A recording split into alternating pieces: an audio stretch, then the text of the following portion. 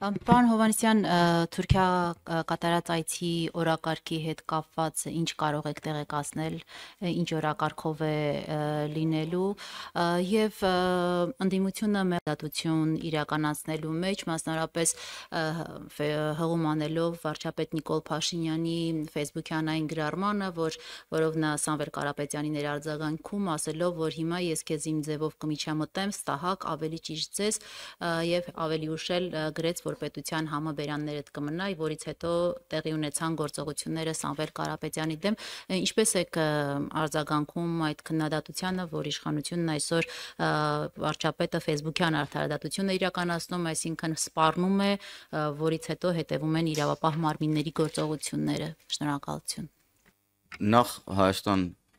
Հայաստանի վարչապետ Նիկոլ Փաշինյանի այցի վերաբերել Թուրքիա, գործընկերս պարոն Վարդյանը հենց նոր մանրամասն ամեն ինչ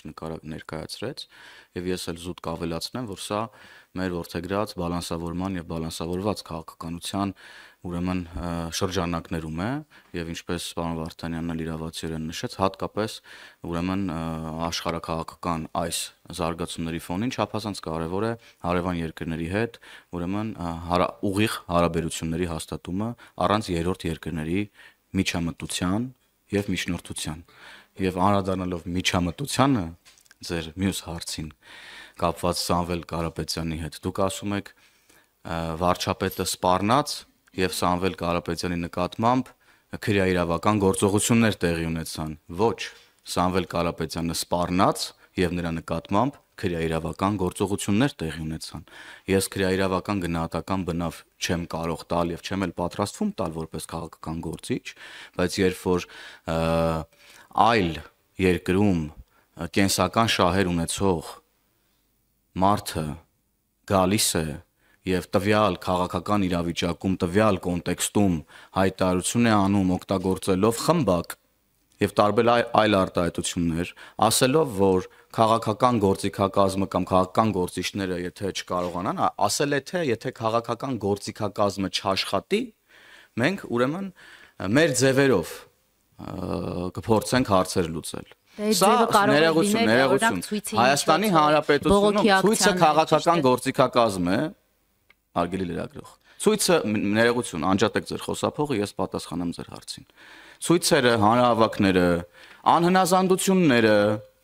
օրենքի սահմաններում եւ առանց սահմանադրական կարգը տապալելու process-ների եւ կոչերի դրանք քաղաքական գործիքակազմեր են այն ինչ որ ասել է Սամվել Կարապետյանը բացարձակապես կապ չունի քաղաքական գործիքակազմի հետ եւ դրա մասին ինքը հայտարարում է իր բերանով ասում է եթե քաղաքական գործիչները չհաջողեն մենք մեր ձևերով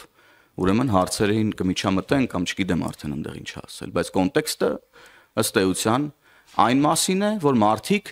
ունենալով այլ երկրում կենսական շահեր գալիս են Հայաստանի Հանրապետություն եւ պետությանը սպառնում են ինչից հետո բնականաբար պետքա գնահատական տրվի եւ քաղաքական եւ քրեա իրավական եւ ինչպես այո իրավացիորեն պարոն վարչապետն ասել է պետության համը պետքա մնա նրանց բերանում եւ հիմա այդ process-ի մեջ ենք մենք գտնվում հարգելի գործընկերներ Իսկ մնացածը գտնվում է քրեաիրավական տիրույթում եւ եթե պարոն Վարդանյանն այս առումով ավելի մանրամասն ասելիք ունի Ներողություն դա դիտարկում եթե պարզվեց այդ քննության ընթացքում որ նա բռնությամբ իշխանությունը զավթելու կամ պետության դեմ որևէ գործողություն իրականացնելու մտադրություն չի ունեցել նրան ազատ կարձակեն այսինքն եթե նա փորձի բացատրել թե ինչ նկատի ուներ որովհետեւ սա դիտարկվում է եւ քաղաքական գործիչներ եւ ընդդիմության կողմից որպես քաղաքական հաշվեհարդար Տեսեք, նախ ասենք նրանից, որ պետության մեջ այլ պետություն գոյություն ունենալ չի կարող։ Սա ամենավատ, ամենավտանգավոր երևույթն է, որ կարա գոյություն ունենա ընդհանրապես որևիցե երկրի համար։ Սա տապալված պետության ձևավորման լավագույն եղանակ վատթարագույն կամ լավագույն կամ վատթարագույն եղանակներից մեկն է դե երբ դու ունես պետություն, բայց պետությանը զուգահեռ ներսում ձևավորում է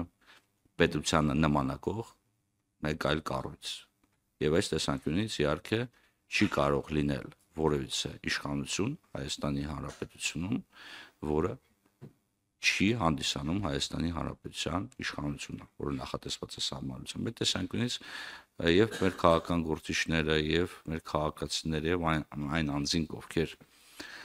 որովհետեւ եղանակով մասնակցում են քաղաքական կամ այլ գործընթացներին, պետք է հաշվի առնեն, որ ցանկացած կոչ, ցանկացած ելույթ, ցանկացած հրապարակում, որը գտնում է սահմանադրության